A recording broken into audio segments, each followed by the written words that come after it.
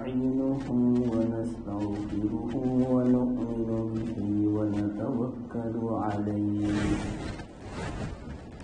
ونعوذ بالله من شرور أنفسنا ومن سيئات أعمالنا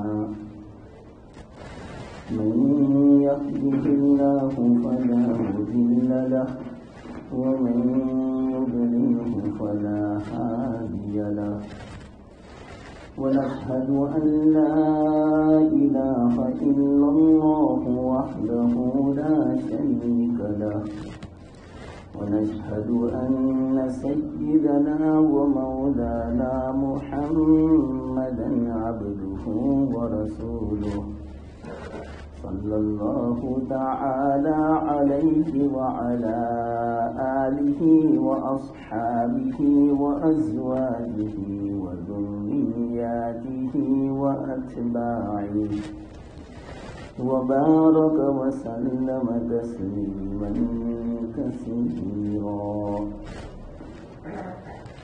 أما بعد فأعوذ بالله من الشيطان الرجيم بسم الله الرحمن الرحيم وما خلقت الجن والإنس إلا ليعبدون صدق الله العظيم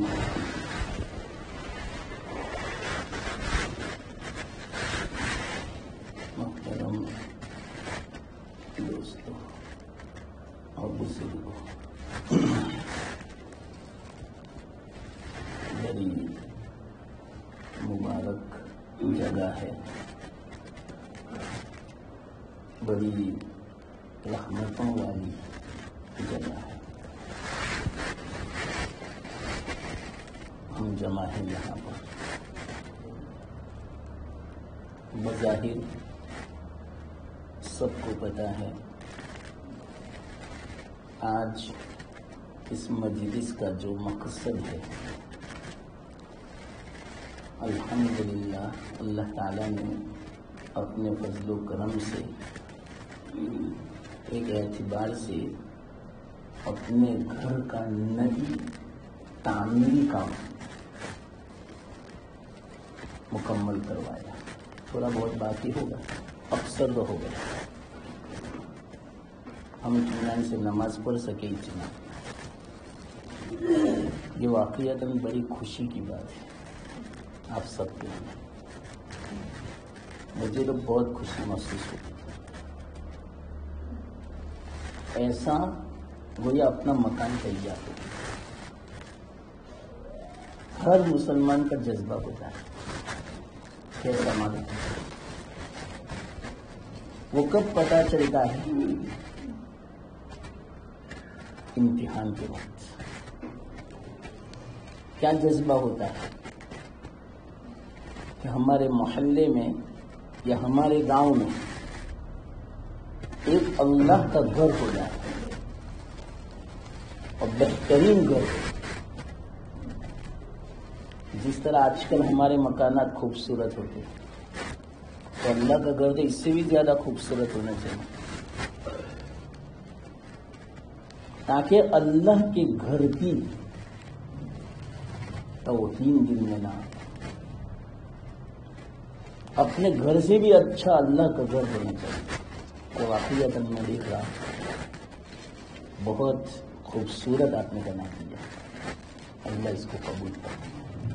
آپ سب کے حق میں جس نے بھی محنت قربانی دی، دامیں، درمیں، سخونیں، قدمیں، دعا کے اعتبار سے، کوشش کے اعتبار سے، محبت کے اعتبار سے، مشورے کے اعتبار سے، اللہ تعالیٰ سب کو قبول کرے.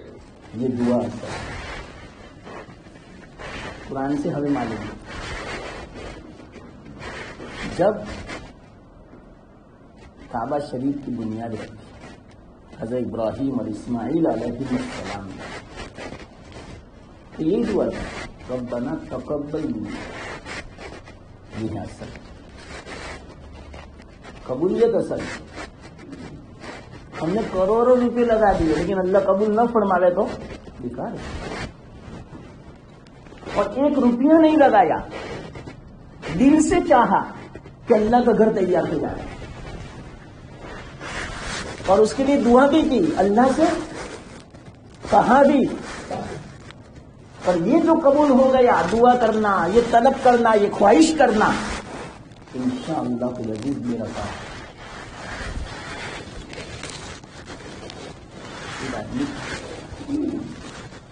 وہ جا رہا ہے جنگل. جنگل کا مطلب کیا؟ جہاں درندے ہو وہ صرف جنگل مراد نہیں، جہاں آبادی نہ ہو اس کو بولتے جنگل. اور اس کے مقابلے میں جہاں آبادی ہوتی ہے اس کو بولتے منگل. تو وہ جنگل تھا، ریگستان تھا. حدیث میں جس گاؤں سے اس کا گزر ہوا اس گاؤں میں پہنچ گیا.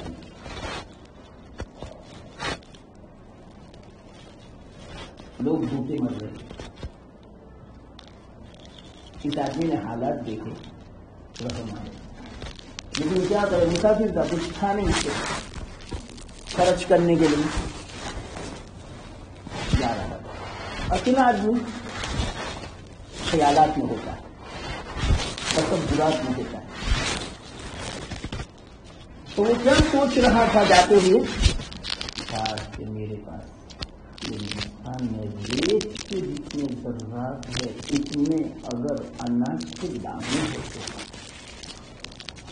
بلیا ہوتا ہے، میں ان گاؤں والوں پر تقسیم اچھی طرح مل گئی سوچ. اس نے کہا لیکن کیا کروں، میرے پاس انتظام نہیں، میں جا رہا ہوں. لوگ مر گئے، جا رہا تھا. اپنے گاؤں پہنچا، وہاں پر جو ندی تھے ان پر وہی آئے کہ اپنے اس بندے کو کہہ دو آپ نے جو نیت کی اس کا ثواب لکھ دیا. ریگستان میں جتنے ذرات ہیں اس کی تعداد کے برابر آپ کے نامہ اعمال میں ثواب اور نیکیاں لکھ دی. صرف بس ایک نیت، کوئی خرچ نہیں کیا. تو اسی طرح کتنے ایسے ہوں گے جنہوں نے خرچ نہیں کیا ہوگا لیکن ان کی ایک تمنا تھی کہ اللہ کا گھر تیار ہے. کب تیار ہے معلوم نہیں، کتنی مرتبہ دیکھنے آئے ہوں جب بنتا ہوگا. اتنا ہوا، اب اتنا باقی ہے. ایک خوشی ہوئی اور خوشی ہونی چاہیے. یہ ایمان کی علامت ہے، یہ مومن ہونے کی علامت ہے. اللہ کا گھر تیار ہو خوشی نہ ہو تو کیسے ہو سکتا؟ ہمارے مسلمانوں کی تاریخ اٹھا لے، انہوں نے یہ سب سے پہلے فکر کی کہ اللہ کا گھر تیار ہو جائے چاہیے. اور عجیب بات، الحمدللہ اللہ کا ہم احسان مانتے ہیں، شکر ادا کرتے ہیں. اور اللہ تعالیٰ یہ توفیق چھین نہ لے، مزید توفیق دے. کس کو؟ گجرات والوں کو. الحمدللہ گجرات والے دنیا کے جس کونے میں گئے وہاں مسجد بنا اور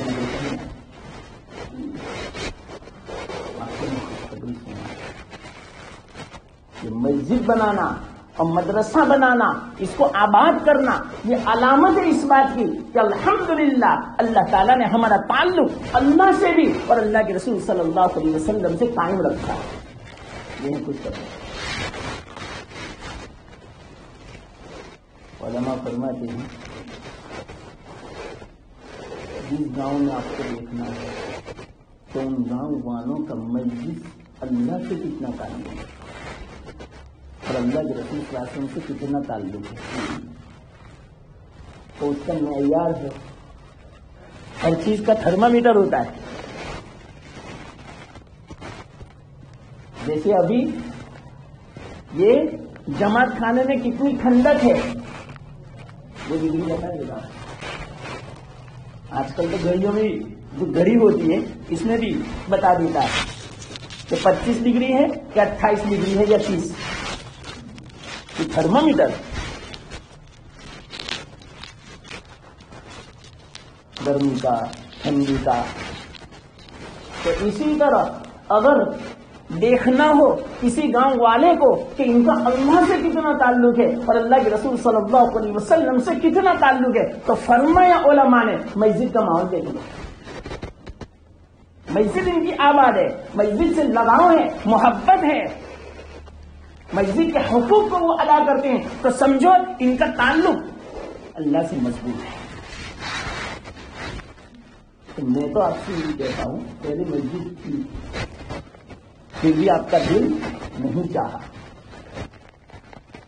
کہ ایسی مسجد ہے ذرا خوبصورت بن جائے, جاذب نظر بن جائے, ذرا مسجد میں آوے تو دل لگے وہاں بیٹھ کے عبادت کرنے کی طرف ہمارا دل مائل ہو, ہم ذکر کریں, تلاوت کریں اور خوشی ہو, اور نماز کے لیے ہم کشاں آوے, جلدی جلدی آوے. ایسی اللہ کرنی چاہیے. یہ علامت ہے اس بات کی کہ الحمدللہ ہمارا تعلق کی اور ان پر باقی رکھے اور اس میں ترقی ہے. اور اصل جو دعا ہے اللہ اس کو قبول کرے. یہ ہے ربنا تقبل منا, قبولیت اصل. تو ماشاءاللہ بنا تو نہیں, بس اللہ سے یہ دعا کرے کہ اللہ اس کو قبول کرے. انشاءاللہ جو قبول ہو گیا یہ مسجد آپ کو جنت میں لے کر رہے. یہ مسجد جنت میں آپ کو لیے بغیر نہیں رہے گی. بات آپ کو حدیث کا موقع سنا,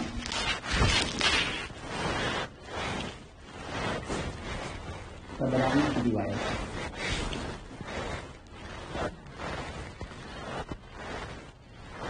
حدیث طبرانی مسلم علیہ نے روایت بیان کی. کل قیامت کے دن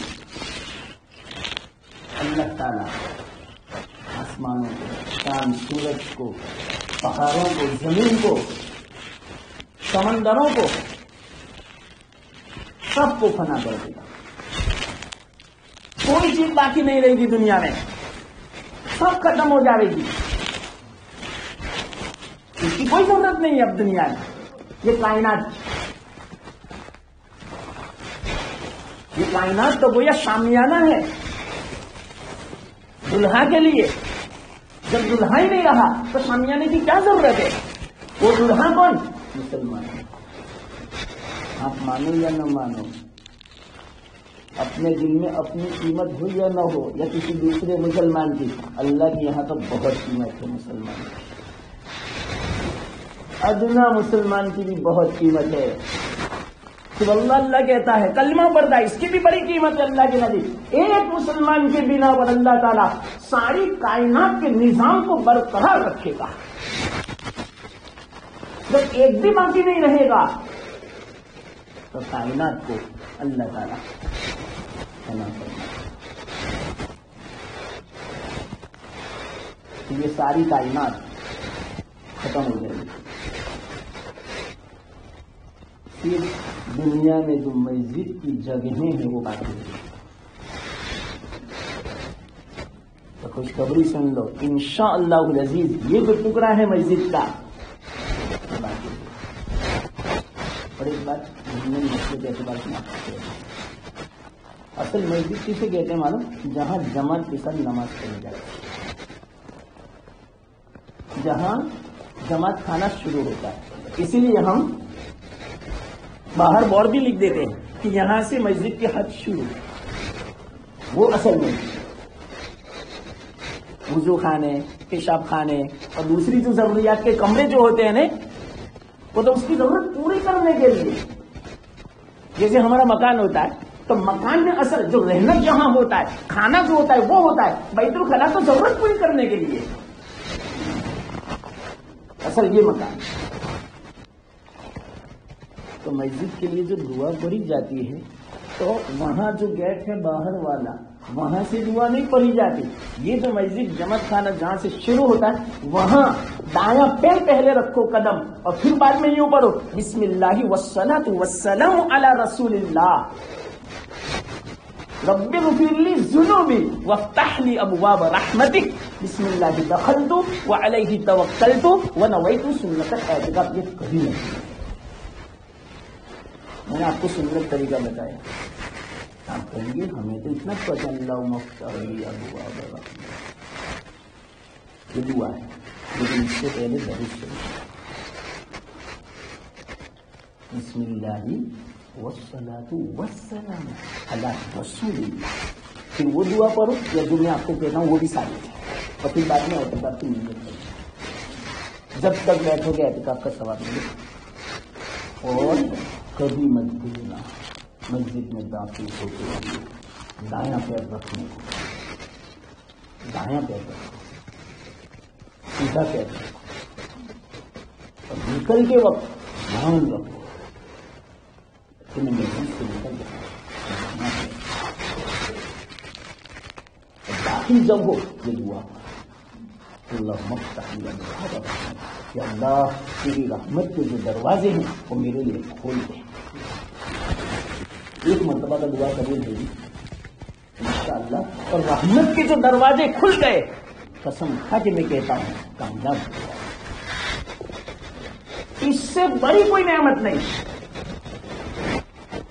لمغفرۃ من اللہ ورحمہ خیر مما یجمعون. اللہ کی طرف سے کسی کو مغفرت مل جائے, اللہ کی طرف سے رحمت کسی کو مل جائے, یہ بہتر ہے ان تمام چیزوں سے جن چیزوں کو لوگ جمع کرتے ہیں. یعنی دنیا, حکومتیں, سلطنتیں, مال و دولت, ان تمام چیزوں سے اگر کوئی بہتر چیز ہے تو اللہ کی رحمت.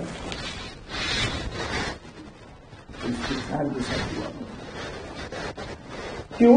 ہم اللہ کے گھر میں آئے. یہ جو گھر ہے نا آخرت بنانے کے لیے, یہاں وہی اعمال ہوتے ہیں.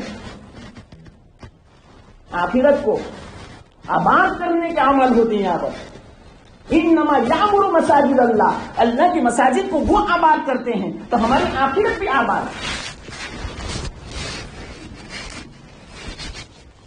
تو آخرت میں رحمت کی ضرورت پڑے گی اور جن کے ساتھ اللہ کی رحمت سے شامل حال ہو جائے. میں قسم کھا کے میں کہتا ہوں دنیا کے کام تو اس کی چٹکی میں حل ہو جائیں گے. اللہ کی رحمت ہے اس کے ساتھ. اللہ نے ان کے ساتھ محبت کا معاملہ کیا, ان کے کاموں کو آسان فرما دیا. جس کے ساتھ رحمت ہوتی ہے اس کے سارے کام آسان ہو جاتے ہیں. اور اللہ کا غضب, اللہ کا قہر, اللہ کی ناراضگی اگر جس کے ساتھ ہو, رحمت کے علاوہ اگر جو اللہ کا معاملہ ہو, لعنت کا معاملہ ہو, وہ دنیا میں کسی جگہ بھی وہ جاوے اس کو سکون نہیں مل سکتا. کہیں اس کو ٹھکانا نہیں مل سکتا. بے چین رہے گا, بے سکون رہے گا, بے قرار رہے گا, پریشان رہے گا. اسباب ہوں گے, مکان ہوگا, سب کچھ ہوگا, لیکن سکون نہیں ہوگا, راحت نہیں ہوگی. اس لیے اس کو معمولی نہ سمجھے. اس دعا کو دن میں 5 مرتبہ ہم پڑھتے ہیں اور جب نکلو اس وقت بھی یہ کہو بسم اللہ والصلاۃ والسلام علی رسول اللہ رب اغفر لی ذنوبی وافتح لی ابواب فضلک. فضل کے دروازے کھول دے. فضل کیونکہ ہم دنیا کی طرف جا رہے ہیں, مسجد میں آنا آخرت کی طرف آنا تھا اور آخرت میں رحمت کی ضرورت پڑے گی. اسی بنا پر اللہ کے رسول صلی اللہ علیہ وسلم نے ارشاد فرمایا کل قیامت کے دن اللہ کی رحمت میرے ساتھ شامل حال نہیں ہوگی تو میں بھی جنت میں نہیں داخل ہو سکتا. یہ اللہ کون فرما رہے ہیں؟ جن کے لیے جنت بنائی گئی, جن کے لیے کائنات بنائی گئی, وہ کیوں فرماتے ہیں؟ حضرت عائشہ رضی اللہ تعالیٰ عنہ کا تعجب ہوا, کیا یا رسول اللہ صلی اللہ علیہ وسلم آپ بھی اللہ کی رحمت کے بغیر جنت میں داخل نہیں ہو سکتے؟ کہ ہاں الا ان یتغمدنی اللہ, مگر یہ کہ اللہ تعالیٰ میرے سر پہ رحمت کا ہاتھ رکھے تو میں جنت کا مستحق. تو ہم تو کتنے ضرورت مند ہیں اللہ کی رحمت کے. بولو آپ یہ دعا کبھی بھول سکتے ہیں؟ کبھی مت بولو میرے مسلمان بھائیوں دوستوں، معمولی مت سمجھو دعا کو. لا يرد القضاء الا الدعاء، تقدیر کو بھی بدل دیا. مقدر ہے آفت بلا، لیکن دعا کی قبول ہو چکی، اللہ تعالیٰ آفت بلا سے حفاظت کرتا ہے. ولا يزيد في العمر الا البر او كما قال رسول اللہ. اگر اپنی زندگی میں ترقی چاہیے، عمر میں برکت چاہیے، زیادہ عمر چاہیے، زیادہ زندگی میں آپ کو رہنا ہے، دنیا میں اور زیادہ آپ کی عمر ہو، اور محتاجگی والی زندگی نہ ہو بلکہ عافیت والی ہو، ایسی زندگی اگر آپ کو گزارنی ہے تو نیک سلوک کرو لوگوں کے ساتھ، اللہ کے گھر کے ساتھ. کیوں؟ اللہ کے گھر میں جو خرچ ہوگا وہ لوگوں ہی پر خرچ ہوگا. یہ تو اللہ تعالیٰ نے ایک نسبت فرما دی اس گھر کو اپنی طرف فرما کے کہ یہ میرا گھر ہے، اس میں جو خرچ کرو گے یہ گویا تم نے میرے لیے خرچ کیا. ورنہ صحیح معنوں میں دیکھا جائے تو مسجد میں جو کچھ خرچ ہوتا ہے وہ ہمارے لیے ہوتا ہے، ہماری راحت کے لیے، ہمارے سکون کے لیے. اب یہ جو کچھ بنایا گیا ابھی، یہ زیب و زینت، یہ عالیشان، یہ خوبصورت، یہ جو کچھ بنایا گیا وہ ہمارے لیے، ہمارا دل اچھا ہو، ہمارے دل میں مسرت ہو، فرحت ہو، خوشی ہو، ہمارا دل لگے، مسجد میں بیٹھنے کا جی چاہے، یہ سب ہمارا فائدہ ہے. لیکن اس پر بھی اللہ تعالیٰ اجر عطا فرماتا ہے. تو میں یہ کہہ رہا تھا، حدیث سنا رہا تھا. ہاں پہلے وہ میں دعا آپ کو میں سمجھا دوں. تو جب مسجد میں آتے ہیں تو اللہ کی رحمت کی دعا کرو. ہم اللہ کی رحمت کے بڑے محتاج ہیں. میں نے آپ کو مختصر بات بتا دی اللہ کے رسول صلی اللہ علیہ وسلم کہ رحمت کی کتنی ضرورت ہے. اللہ تعالیٰ اپنی رحمت سے ہم سب کو ڈھانپ لے، ہمارے گھر والوں کو، اور اس کی برکت سے اللہ تعالیٰ اپنی رحمتوں سے پورے گاؤں والوں کو مالا مال فرما دے. اللہ بھی بڑے خوش ہوتے ہیں اللہ کے راستے میں خرچ کرنا، اور خاص کر کے اللہ کے گھر کو آباد کرنے کے لیے اس میں جو خرچ کیا جاتا ہے اللہ بڑا خوش ہوتا ہے. اللہ کی رحمتیں نازل ہوتی ہیں. وہ تو ہمیں پتہ نہیں چلتا. یہ تو سکون کی جو کیفیت ہے، آپ کو جو اطمینان کی کیفیت جو دلوں میں ہے، یہ اللہ کی رحمتیں نازل ہو رہی ہے. یہ علامت ہے اس بات کی. تو حدیث میں آتا ہے کل قیامت کے دن ساری کائنات کو اللہ تعالیٰ فنا فرما دے گا، صرف مسجد کی جگہوں کو باقی رکھے گا. اور میں نے آپ کو بتا دیا مسئلے کے اعتبار سے کہ جہاں جماعت کے ساتھ نماز پڑھی جاتی ہے اسی کو مسجد کہا جاتا ہے. اسی بنا پر اس کا خود احترام کرنا چاہیے. باہر کا مسئلہ الگ ہے، اندر کا مسئلہ الگ ہے. اندر آ گئے، اللہ کے دربار میں آ گئے. اب آپ ہی بتاؤ، دنیا کا دربار ہو، ہمارا حاکم ہو، بادشاہ ہو، ان کے وزراء ہو، اگر ہم وہاں داخل ہوتے ہیں تو کس انداز سے داخل ہوتے ہیں؟ ایک احترام ہوتا ہے، ادب ہوتا ہے، جن میں یہ خیال ہوتا ہے میں بادشاہ کے دربار میں جا رہا ہوں، کوئی ایسی حرکت نہ ہو جائے کہ جس سے ہمارا حاکم، ہمارا بادشاہ ناراض ہو جائے اور مجھے سزا دے. کہیں ایسا نہ ہو جائے. ہر وقت ہم خیال کرتے ہیں، بلکہ اس وقت اگر چھینک آتی ہو تو اس کو بھی روکنے کی کوشش کرتے ہیں. اگر کھانسی اور کھنکار نہ ہوتا ہے تو اس کو روکنے کی کوشش کرتے ہیں. اور بات تو بالکل ہم نہیں کرتے زور سے. کیوں؟ ایک ادب ہے، ایک عظمت ہے، ایک دل میں خیال ہے کہ یہ بادشاہ کا دربار ہے. تو یہ تو بادشاہوں کا بادشاہ کا دربار ہے.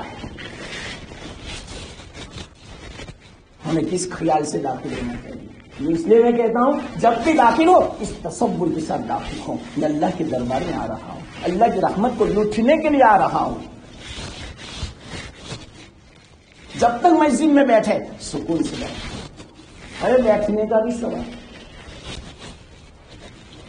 معاف فرمانا ابھی آپ کو 5-1 منٹ انتظار کرنا پڑا. تو جتنی دیر بیٹھے نے نماز کا ثواب نہیں.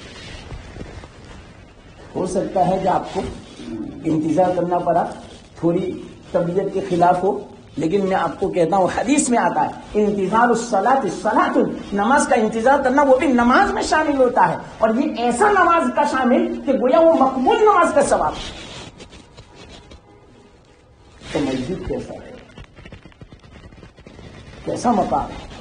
کہ وہاں بیٹھنا بھی عبادت ہے، انتظار کرنا، کیونکہ یہاں آدمی جو بیٹھتا ہے وہ نماز کے انتظار میں بیٹھتا ہے تو نماز کا ثواب ملتا ہے۔ کیسی جگہ ہے یہ، اللہ تعالیٰ نے کیسی جگہ بنائی ہے۔ تو حدیث میں آتا ہے تمام دنیا کو اللہ تعالیٰ فنا فرما دے گا، لیکن جو مسجد کی جگہیں ہوگی اس کو باقی رکھے گا، اور باقی رکھنے کے بعد کیا فرمائیں گے؟ ان تمام مسجد کی جگہوں کو اللہ تعالیٰ کعبہ شریف جہاں ہے، جہاں ابتدا ہوئی تھی سب سے پہلے اس دنیا کی، وہاں سے بلبلا اٹھا اور پوری دنیا میں زمین کو پھیلا دیا گیا۔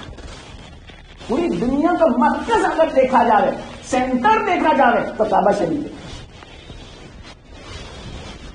بیچ میں وہ مرکز ہے۔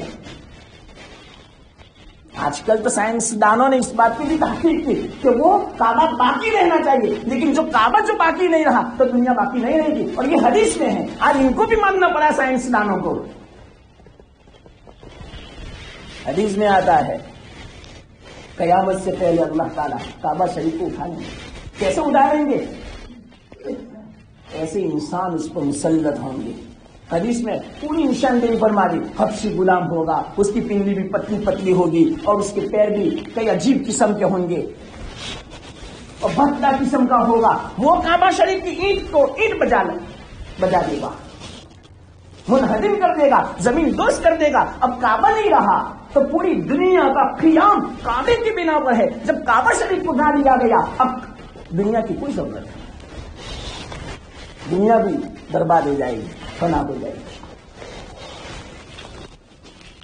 پھر بعد میں وہ جو جگہ ہے کعبہ شریف والی، اس کی بنیاد کا پہنچتا ہے۔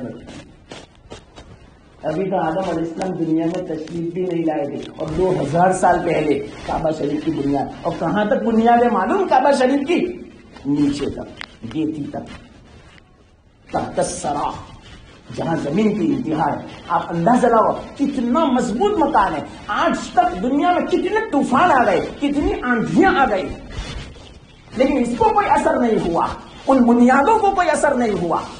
ہاں دیوار اگر کسی نے گرا دی ہو، کیونکہ دیوار تو انسانوں نے بنائی یکے بعد دیگر، لیکن بنیادوں کو آج تک اثر نہیں ہوا۔ اسی بنا پر ابراہیم علیہ السلام کو جو حکم دیا گیا کعبہ شریف کی جو بنیادیں اس کو اٹھاؤ، بنیادیں تو پہلے سے ہیں، آدم علیہ السلام کے 2000 سال پہلے سے فرشتوں نے رکھی ہے۔ اسی بنا پر ایک روایت میں اللہ کے رسول صلی اللہ علیہ وسلم سے کسی صحابی نے پوچھا، غالباً جابر رضی اللہ تعالیٰ عنہ نے پوچھا تھا کہ کعبہ شریف کی بنیاد کب رکھی ہے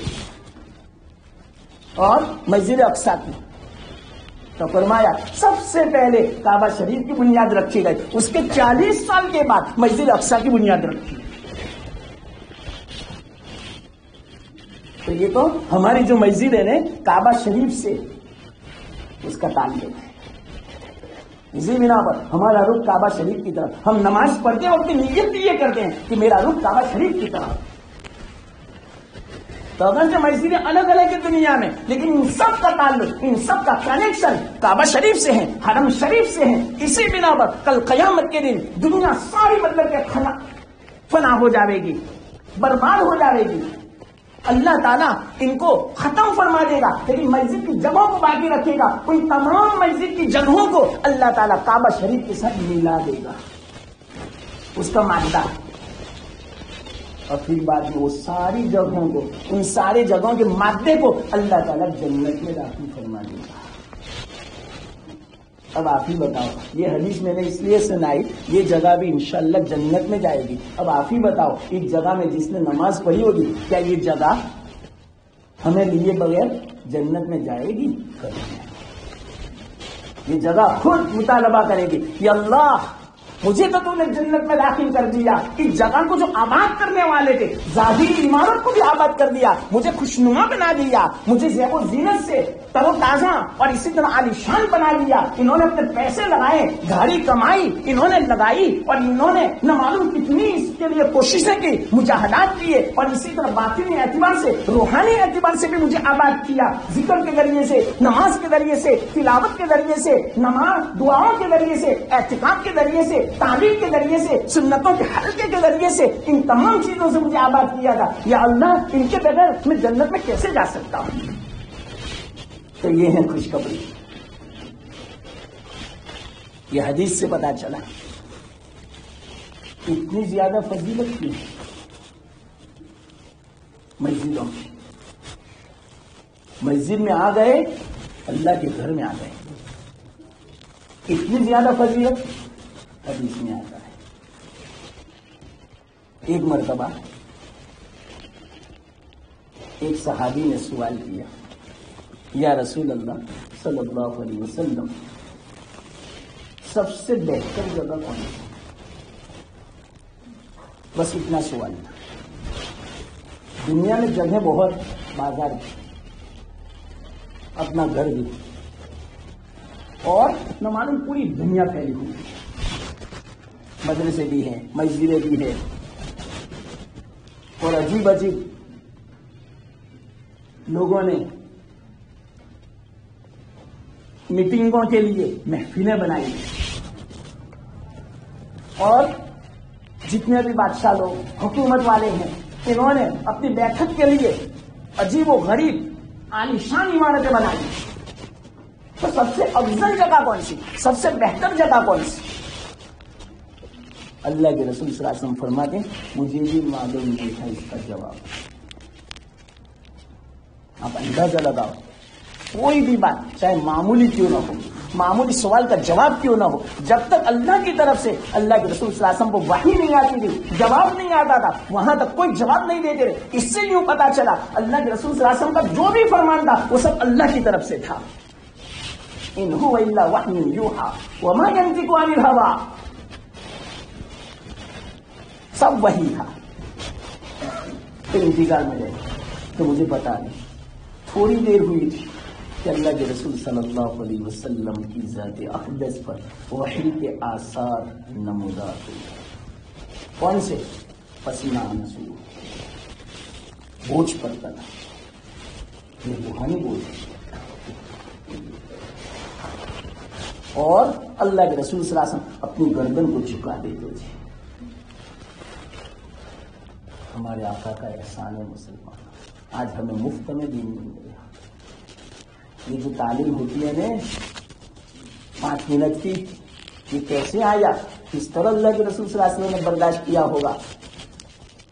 اگر ہم اس کی قدر نہ ہو تو افسوس کرنا چاہیے. تعلیم کو معمولی مت سمجھو، کہ ہمیں ایسے وقت ملتا نہیں مدرسے میں جانے کا، تو کم سے کم جو مسجد کی تعلیم ہوتی ہے یا گھروں کی جو تعلیم ہوتی ہے اس کو پابندی سے، اہتمام کے ساتھ کرو اور عظمت کے ساتھ کرو. کہ یہ جو دین ہے، یہ جو علم ہے، یہ جو وحی ہے اللہ کی طرف سے، اللہ کے رسول صلی اللہ علیہ وسلم کے اوپر جو آئی تھی، بڑی محنت، بڑی جانفشانی کے ساتھ، بڑی بھاری تھی، سب برداشت کیا اور آپ کے طوفان میں ہمیں آسانی کے ساتھ مل گیا. بچہ بھی اب اس کو سن لیتا ہے اور اس پر کوئی اثر نہیں ہوتا، کیوں؟ سارا بوجھ ہمارے آقا محمد مصطفیٰ صلی اللہ علیہ وسلم نے اٹھا لیا. یہ تو کیسا ہے، ایک مختصر مثال میں آپ کو سمجھا دوں. کلام مجید کے بارے میں آتا ہے کہ اس کو کلام مجید کو پہاڑ پر نازل فرماتے تو پہاڑ چورا چورا ہو جاتا، متصدعا من خشیت اللہ، ریزہ ریزہ ہو جاتا. اتنا زبردست یہ کلام ہے، اتنا بھاری بھرکم ہے، پہاڑ بھی نہیں اٹھا سکتا.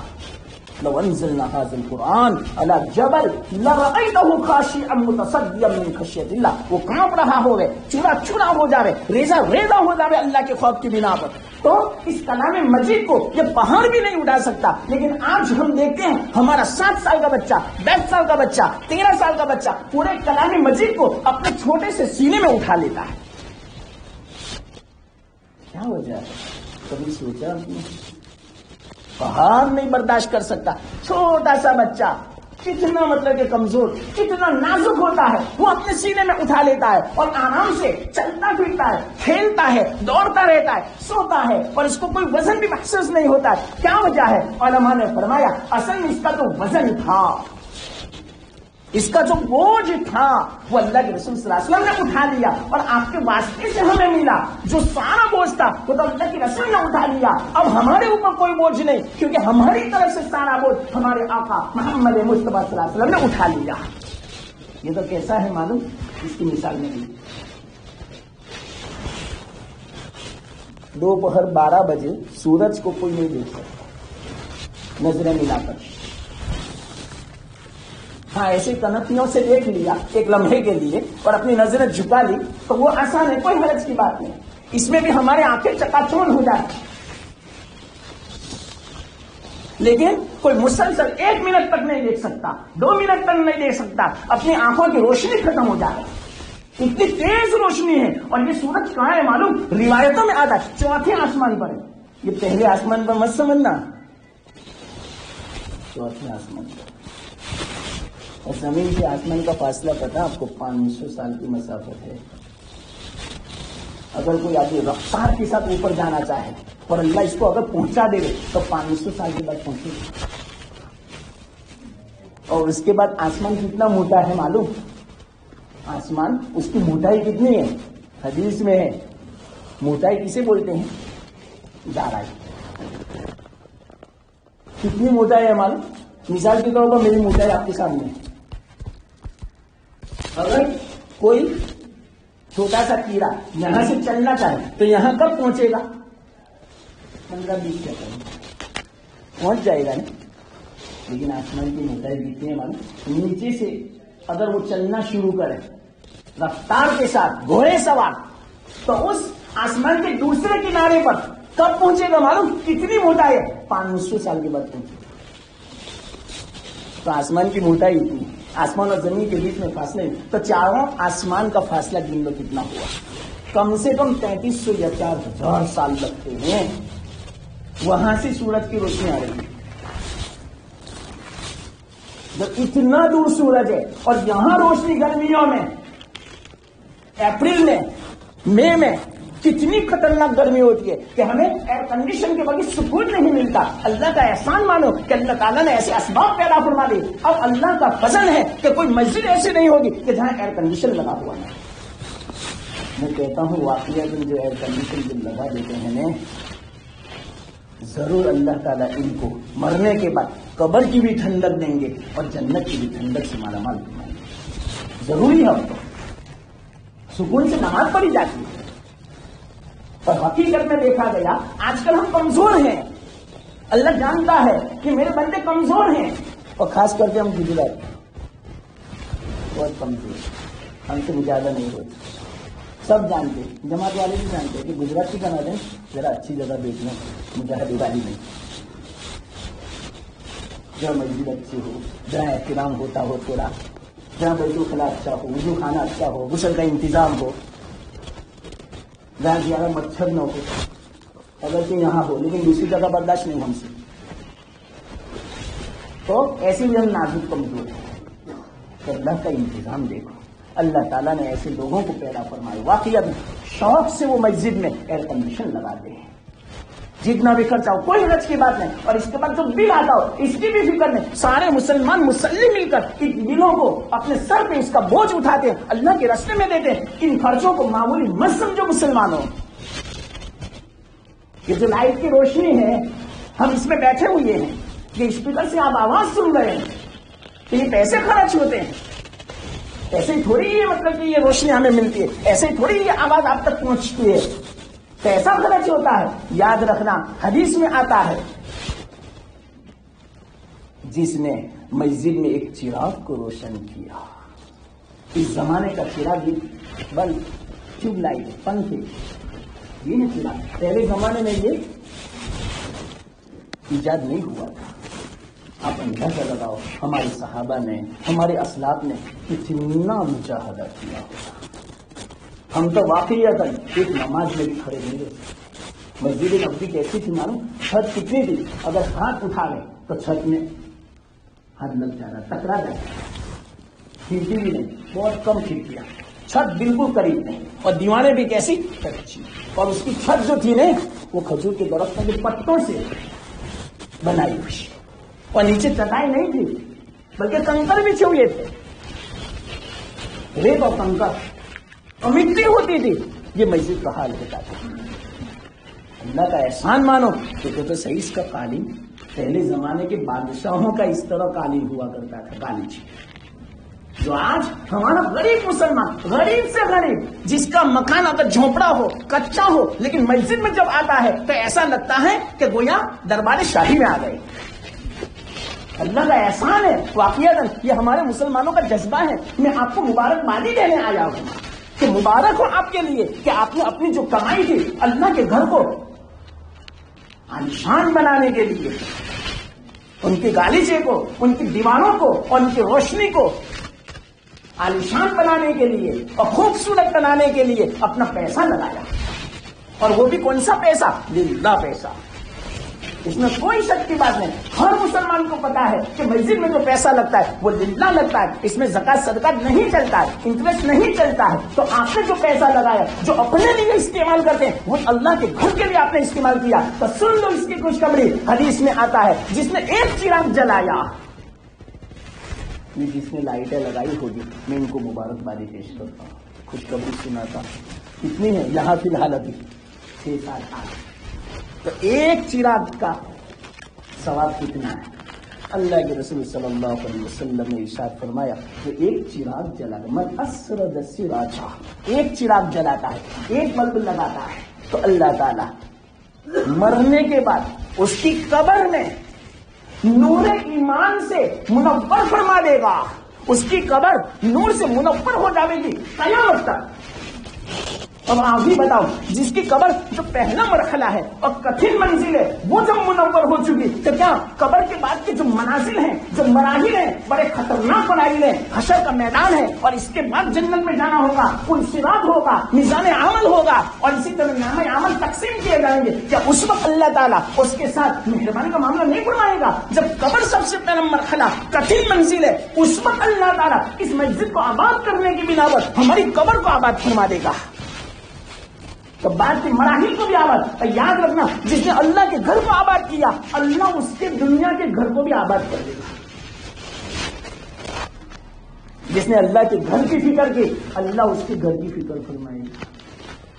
جس نے اللہ کے گھر میں آنے والے مصلیوں کی فکر کی، تو اللہ تعالیٰ اس کے گھر کے افراد کی فکر کرے گا، ان کے اولاد کی فکر کرے گا، ان کے والدین کی فکر کرے گا، ان کے بال بچوں کی فکر کرے گا. اور صرف دنیا کی نہیں بلکہ آخرت کی تو سب سے بڑی پریشانی ہوگی، اللہ تعالیٰ اس پریشانی کو دور فرما دے گا. جس نے دنیا کی پریشانی کو دور کیا ہوگا، جس نے دنیا کی حاجت کو پورا کیا ہوگا، اللہ اس کے آخرت کی حاجت کو پورا فرما دے گا. یہ تمام حدیث کا مفہوم ہے. تو میں آپ کو مبارکبادی بھی دوں. اور آپ کو پتا ہے یہ چٹائی کے بارے میں، قالین کے بارے میں، چٹائی بولنا بھی مجھے ذرا توہین محسوس ہوتی ہے. چٹائی تھوڑی ہے، یہ تو غالیچے ہے، یہ تو قالین ہے. ماشاءاللہ. تو اس کا ثواب کیا ہے؟ حدیث میں آتا ہے کہ جو آدمی اپنی مسجد میں قالین کا، چٹائی کا انتظام کرتا ہے، کل قیامت کے دن اللہ تعالیٰ اس کو جنت میں سبز لباس اپنے ہاتھوں سے دے گا. کیسی تکلیف. تو میں خوشخبری سناتا ہوں. اچھا، اب آپ کہو گے کہ بلب تو لگ گئے، اب تو کوئی جگہ نہیں ہے کہ میں بلب لاؤں. کوئی حرج کی بات نہیں، اس کی شکل ہے. بلب کا بل آئے گا نہیں. بلب لگا دیا لگانے والے نے، لیکن بل لگانے والا تھوڑی بھرے گا، ہمیں بھرنا پڑے گا. تو ہر مہینہ 2 مہینے میں جو بل آئے تو آدمی یہ کر سکتا ہے کہ اس مہینے کا بل کتنا ہے، ٹھیک ہے 10,000. تو ایک کام کرو، 1,000 روپیہ میری طرف سے بل میں ٹھکانا.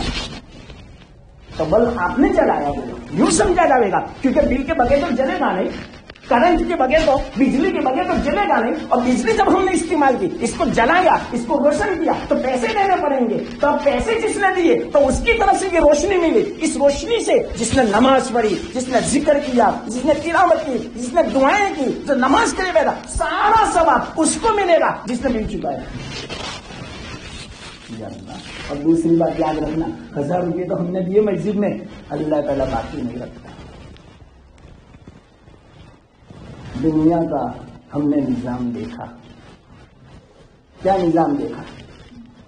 اگر میں، ہمارے امام صاحب میرے ساتھی، میرے دوست ہیں، پڑھنے پڑھنے کے ساتھی میرے، ان کے گھر جاؤں، اب وہ مجھے چائے پلاوے، ناشتہ کراوے، خود بخود میرے دل میں یہ جذبہ پیدا ہوا، خیال پیدا ہوا کہ مولانا آپ بھی ضرور میرے گھر آنا. کیوں؟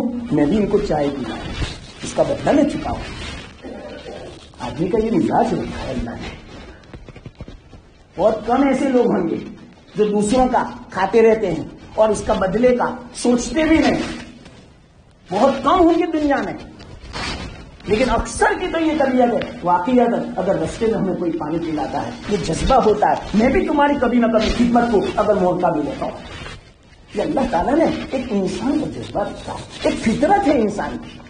اگر یہ نہ ہو تو انسان نہیں ہے, وہ جانور ہے. ہر ایک کے اندر یہ اللہ تعالیٰ نے جذبہ رکھا ہے. کسی نے کوئی ایسا نہیں ہوگا دنیا میں, چاہے غریب سے غریب کیوں نہ ہو, درمیانی مطلب کے درجے کا کیوں نہ ہو یا مالدار کیوں نہ ہو, اس کے گھر کوئی نہ کوئی تو ضرور مہمان آیا ہوگا. اور مہمان کھائے بغیر تو نہیں گیا ہوگا, اگر کھانے کا وقت نہیں تو چائے پیے بغیر تو نہیں گیا. کوئی دنیا میں ایسا نہیں ہوگا انشاءاللہ کہ جس نے پانی بھی نہ پلایا. پانی پلانے کو بھی معمولی مت سمجھو. حدیث میں آتا ہے, وہ بھی میں مختصر آپ کو سنا دوں. حدیث میں ہے اللہ کے رسول صلی اللہ علیہ وسلم نے ارشاد فرمایا, جس آدمی نے کسی کو پانی پلایا ایسی جگہ جہاں پانی ملتا ہے, تو مسجد میں پانی ملتا ہے. اب میں کسی سے یوں کہوں کہ پانی پینا ہے تو آپ نے پانی پلا دیا, تو اس کا ثواب آپ کو پتا ہے. حدیث میں ہے اللہ کے رسول صلی اللہ علیہ وسلم ارشاد فرمایا, گویا اس نے غلام آزاد کیا اتنا ثواب. ایک گلاس پانی, حضرت عائشہ کی روایت ہے.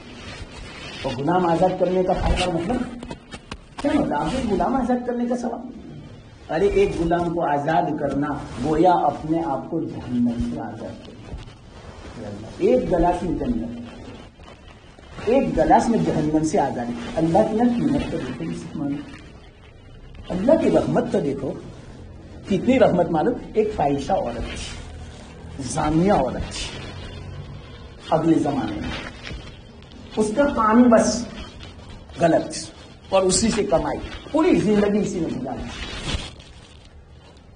ایک کنویں کے پاس کتے کو دیکھا, وہ بیچارہ پیاس کے مارے کیچڑ کو چاٹ رہا تھا اور اپنی زبان لٹکائی ہوئی تھا.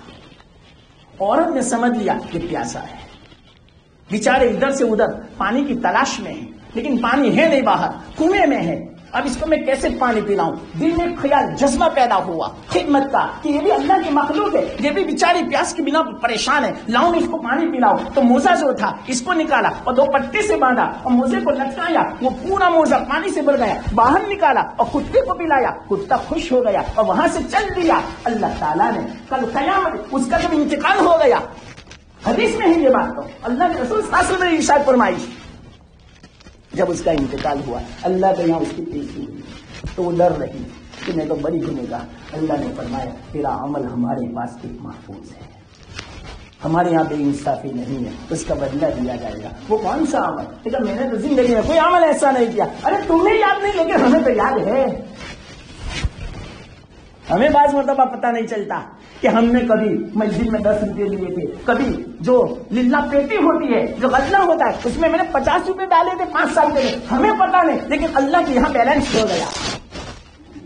یہاں بینکوں میں ہم جمع کرتے ہیں تو 5% یا 10% اس کا انٹرسٹ ہوتا ہے. اللہ کے یہاں 1 2 نہیں 5 10 نہیں 700 گنا کروڑوں گنا انٹرسٹ ہوتا ہے. یہ انٹرسٹ میں ایسے میں سمجھانے کے لیے بولتا ہوں, اضافہ ہی اضافہ, ترقی ترقی. کل قیامت کے دن ہم ثواب کے ڈھیر جب دیکھیں گے تو ہم خود ایک دم سے تعجب میں پڑ جائیں گے, یا اللہ اتنا تو میں نے سب کام کیا ہے, یہ سب نیکیاں کہاں سے آئی کہ تجھے پتا نہیں. ہم نے محفوظ کیا تھا اور آپ کے عمل کو ہم نے بڑھایا تھا, ترقی دی تھی, یہ تمہاری نیکیاں ہے, اس کو معمولی کر سکتے. تو حدیث میں آتا ہے مثال کے طور پر جہاں پانی تھا وہاں پانی پلایا تو ایک غلام آزاد کرنے کا ثواب, اور جہاں پانی نہیں تھا راستے میں تھا اور کوئی بیچارہ پریشان ہے, کوئی ہوٹل نہیں, کوئی دکان نہیں آتی, کوئی بیچنے والا ٹھیلیا نہیں پانی کو بیچے, لیکن کسی کے پاس ایک بوتل میں پانی تھا, میں کیوں پریشان ہوں کیونکہ پانی بہت پیاس لگی, لو ایک گلاس پی لو, وہ خوش ہو گیا. اللہ کے ساتھ ہمارا ایسی جگہ ایک گلاس پانی پلانا جہاں پانی نہ ہو گویا کسی مردہ انسان کو زندہ کرنے کے برابر ثواب ملے گا. یہ ہے اللہ کی یہاں قدر. تو میں یہ سمجھا رہا تھا مسجد کے بارے میں, تو مسجد جو ہے نا اللہ کا گھر ہے. اس گھر میں ہم نے جو کچھ خرچ کیا اللہ تعالیٰ اس کو ضائع نہیں کرے. بہت اونچی جگہ ہے, اور اس کی وجہ کیا ہے وہ میں وجہ آپ کو سنا رہا تھا. بات ادھر سے ادھر ہو گئی, ورنہ جو بات میں کہنا چاہتا تھا میں بے خیال ہو گیا. اگر آئے تو کوئی حرف کی بات نہیں، ابھی میں سمجھاتا ہوں، کوئی حرف نہیں ہے. کب تک میں پوچھا نہیں ہے اصل میں بھائی، تو ابھی کھانا ہی تھا پہلے.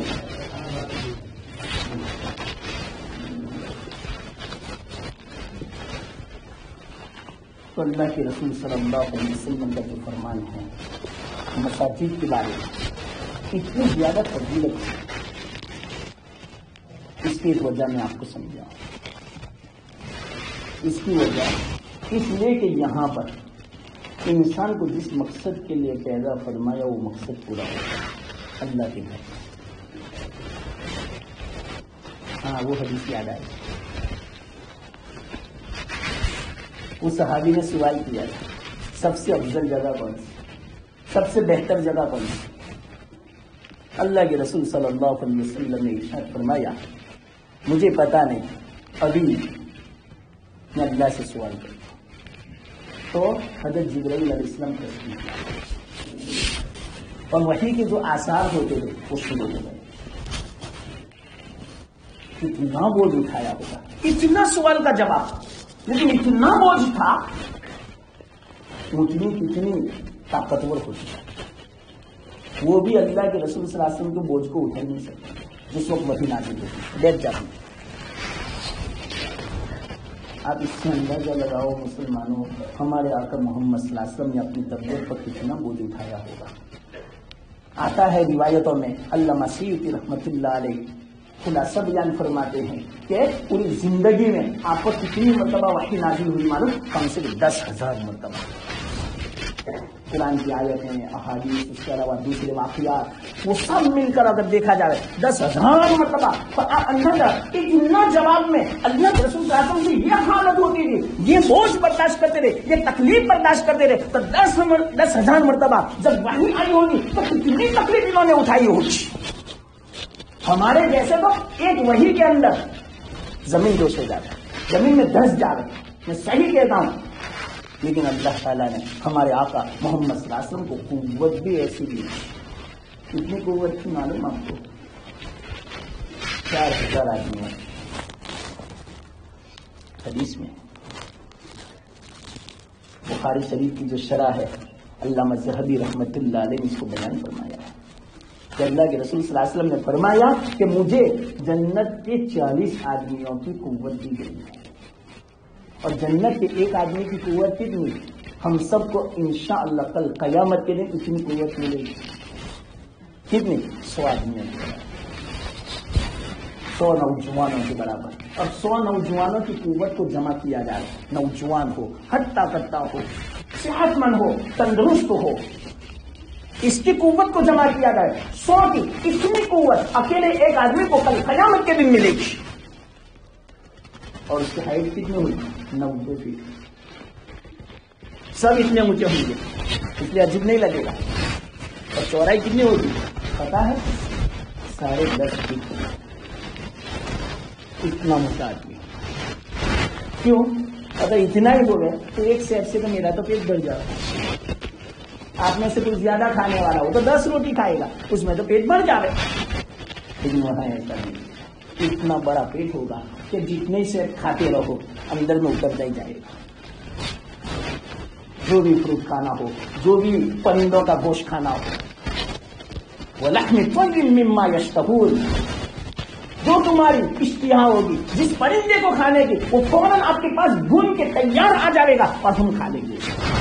اور وہاں کا پرندہ، وہاں کا گوشت، تو اس کے لیے ایسے پیٹ کی بھی تو ضرورت ہے، ہر وقت کھاتے رہنے کا، 24 گھنٹہ نہیں سونے کا، نہیں کوئی کام.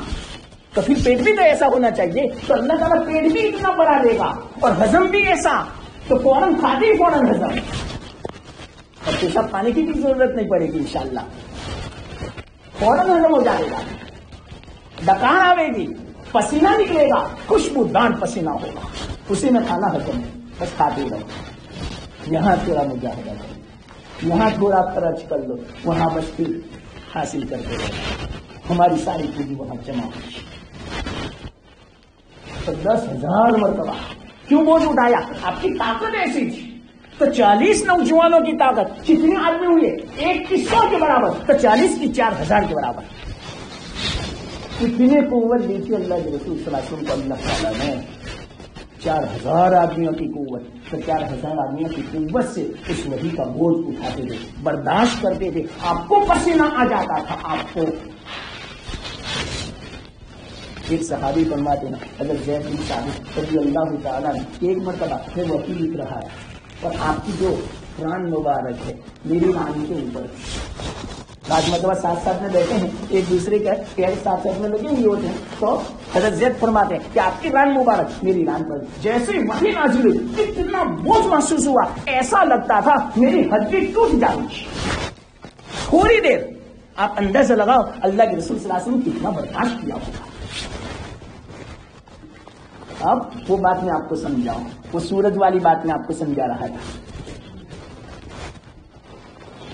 تو سورج جو ہے اس کی روشنی 4تھے آسمان پر ہے، اسی سے چاند نے روشنی لی. سورج کی روشنی کو ہم نہیں دیکھ سکتے، ہماری آنکھیں چکا چوند ہو جاوے، روشنائی بینائی ختم ہو جاوے، سلب ہو جاوے اگر اس کو ہم دیکھیں تو. لیکن چاند نے اس کی روشنی لی. اب چاند کو آپ دیکھتے رہو آدھے گھنٹے تک، لیکن کوئی اثر نہیں ہوگا. انشاءاللہ سکون ملتا ہے، ٹھنڈک ہوتی ہے. اگر سے دیکھنا نہیں چاہیے، یہ بھی یاد رکھنا. چاند کی روشنی کو چاند کو زیادہ نہیں دیکھنا چاہیے، اس سے افزا کمزور ہو جائے. شاہ عبدالعزیز محدث دہلوی رحمۃ اللہ علیہ نے فرمایا.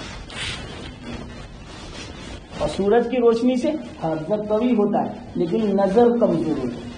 اس لیے کسی کو دیکھو ہی مت کہ کوئی نقصان ہو.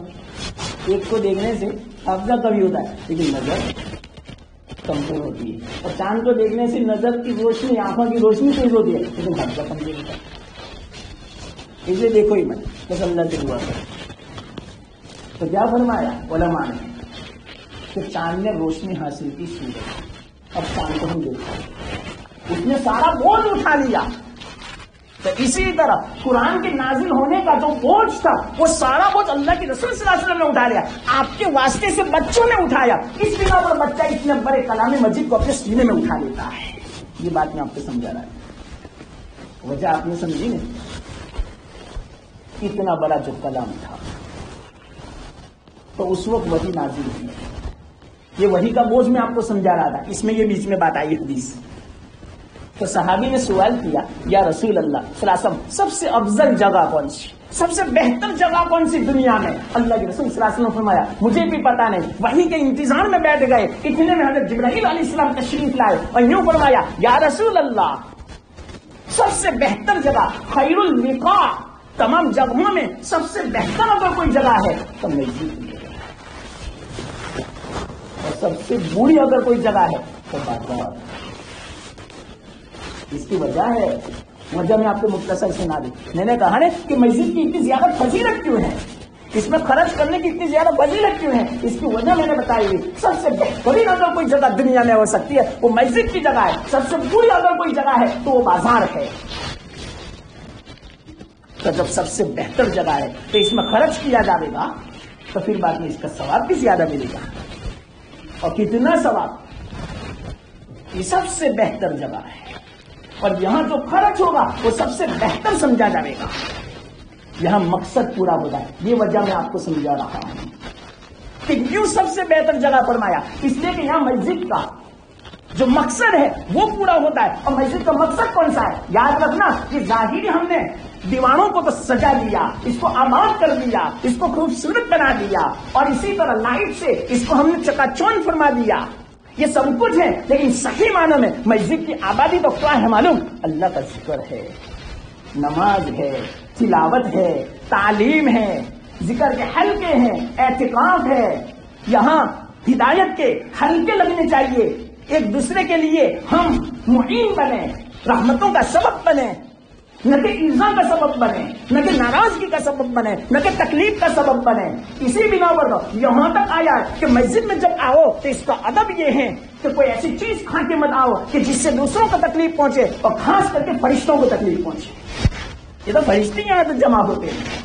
اسی بنا پر اللہ کے رسول صلی اللہ علیہ وسلم منع فرمایا کہ کچی لہسن کچی پیاز کھا کے مت آؤ، یہ بے ادبی ہے، اس کا گناہ ہے۔ اور اسی طرح اپنے بدن میں سے جو پسینے کی بو آتی ہو تو اس کو چاہیے کہ یہ بو کو ختم کرے، پھر بعد میں مسجد میں آ رہے یا تو غسل کرے یا تو خوشبو لگا دے کہ جس کی بنا پر یہ بو ختم ہو جائے۔ یہ آداب میں سے ہیں، فرشتوں کو تکلیف ہوتی ہے تو اس کے آداب ہیں۔ جب اتنی اونچی جگہ ہے تو اس کا آداب کیا؟ سب سے بڑا ادب تو یہ ہے اس کا احترام بجا لا جائے، اس کے دل میں عظمت ہو اور یوں سمجھے ہم اللہ کے دربار میں بیٹھے ہوئے ہیں، عام گھر نہیں ہے، اس میں شور سے اس کو بچایا جا رہا ہے۔ اسی بنا پر اللہ کے رسول صلی اللہ علیہ وسلم نے فرمایا کہ کل قیامت کے دن فتنوں کے زمانے میں سب سے پہلی یہ جو علامت ہوگی کہ اللہ کے گھر ویران ہو جائے گی شور و گل کے ذریعے سے اور اسی بے ادبی کے ذریعے سے۔ تو کہیں ایسا نہ ہو کہ اتنا عالیشان ہم نے اللہ کا گھر تو تیار کر لیا لیکن اس کی بے حرمتی نہ ہو۔ اس کو جب ظاہری اعتبار سے ہم نے آباد کیا تو باطنی اور روحانی اعتبار سے بھی اس کو آباد کریں، جس کا حکم اللہ تعالیٰ نے ہمیں عطا فرمایا مسجد کو آباد کرنے کا، اس سے ہم آباد کریں اور اس کا خیال رکھیں ہمیشہ۔ حدیث میں آتا ہے جو کوئی من بنا مسجدا للہ، اللہ کے لیے کوئی مسجد بناتا ہے اللہ اس کے لیے جنت میں گھر بناتا ہے۔ تو آپ سب کہو گے ہم تو کیسے بنا سکتے ہیں مولانا، ہم تو نہیں بنا سکتے۔ اللہ کے رسول صلی اللہ علیہ وسلم نے فرمایا جو پرندے کا جو گھونسلہ ہوتا ہے چڑیا کا، اتنی بھی کوئی مسجد بنا دے، کیا مطلب اس کا؟ اتنی مسجد تو ہوتی نہیں، گھونسلے کی مانند، اور گھونسلے جتنی چھوٹی مسجد تو ہوتی نہیں، کیا مطلب اس کا؟ اگر اتنا بھی حصہ لگایا اور پرندے کے گھونسلے کا حصہ مثال کے طور پر ایک اینٹ کا تو 5 روپے کی آتی ہے، 10 روپے کی آتی ہے، کسی نے 10 روپے دیے تاکہ میرے ان 10 روپیوں سے ایک اینٹ مطلب کہ مسجد میں لگ جائے، تو اس نے بھی گویا مسجد بنا دی۔ ایک اینٹ لگانے کا ثواب کتنا؟ اللہ تعالیٰ اس کے بدلے میں جنت میں گھر بنا دیں گے، یہ حدیث میں آتا ہے۔ اور یاد رکھنا ایک دوسرے میں آپ کو خوشخبری سناؤ، جس نے بھی اس میں حصہ لگایا میں آپ کا احسان مانتا ہوں۔ اور ماشاءاللہ طارق بھائی نام ہارون بھائی، ہم آپ کا نام ہارون بھائی اور زبیر بھائی، انہوں نے مجھے بھی، وہ کہتے ہیں انگلی کٹاتا، میں نے انگلی بھی نہیں کٹائی، صرف یوں سمجھو کہ کانٹا لگا، پوری وقت کی قربانی لگی، مجھے بھی الحمدللہ اس ثواب میں شریک کر دیا آپ لوگوں نے۔ کتنا ثواب ہے کہو گے؟ حدیث میں آتا ہے اللہ کے رسول صلی اللہ علیہ وسلم نے ارشاد فرمایا ایک حدیث میں 7 چیزوں کے بارے میں کہ اس کا جو صدقہ کیا جاتا ہے وہ جاری رہتا ہے، اس کا نفع ہمیشہ باقی رہتا ہے، ہمیشہ 24 گھنٹہ اس کا ثواب لکھا جا رہا ہے قیامت تک، بلکہ مرنے کے بعد بھی وہ صدقہ اور وہ ثواب جاری رہتا ہے۔ تو ان 7 چیزوں میں سے ایک اللہ کے رسول صلی اللہ علیہ وسلم نے مسجد کو بھی بیان فرمایا۔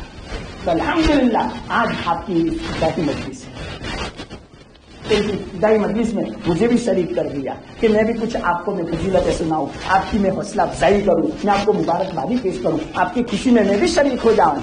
کس طرح؟ یہ بھی ایک مجاہدہ، یہ بھی ایک مطلب کہ دیرہ میں نے کہا تھا سکون ہے، تو ایک بات کے اعتبار سے میں بھی خوش ہوں، میں بھی دعا کرتا ہوں، تو اس اعتبار سے میں شریک ہو گیا، تو یہ صدقہ جاریہ ہے۔ اور صدقہ جاریہ کیسا؟ ایک میں مختصر بات سناؤں۔ جو پہلی ابتدا کرتا ہے اس کے بعد جو کچھ ثواب ہوتا ہے ابتدا کرنے والے، تو جس نے یہ پہلے سوچا ہوگا، پلان بنایا ہوگا کہ ہمیں مسجد بڑی بنانی ہے، اس کے لیے یہ کرنا ہوگا، یہ خرچہ کرنا ہوگا، چلو ہم مشورہ کریں، ہم لوگوں کو جمع کریں، ان کے سامنے یہ مسئلہ رکھیں، تو سب سے پہلے جس کے دماغ میں یہ بات آئی ہوگی کہ سارا ثواب اگرچہ دوسروں نے بھی خرچ کیا لیکن ان کا ثواب دوسروں کا جو ہے وہ ان کو ملے گا، ابتدا کرنے والے کی یہ اچھی بات ہے۔ حدیث میں بھی یہ بات، جو اچھی مطلب کہ سنت جاری کرے گا اس کے بعد جو اس کے پیچھے چلے گا وہ سارے پیچھے چلنے والوں کا ثواب، پہلی جو ابتدا اور سنت کو جاری کرنے والا ہے، اچھا طریقہ جو رواج دینے والا ہے، اس کے نام اعمال میں اس کا ثواب لکھا جائے گا۔ اسی لیے ایک بات میں آپ کو سنا،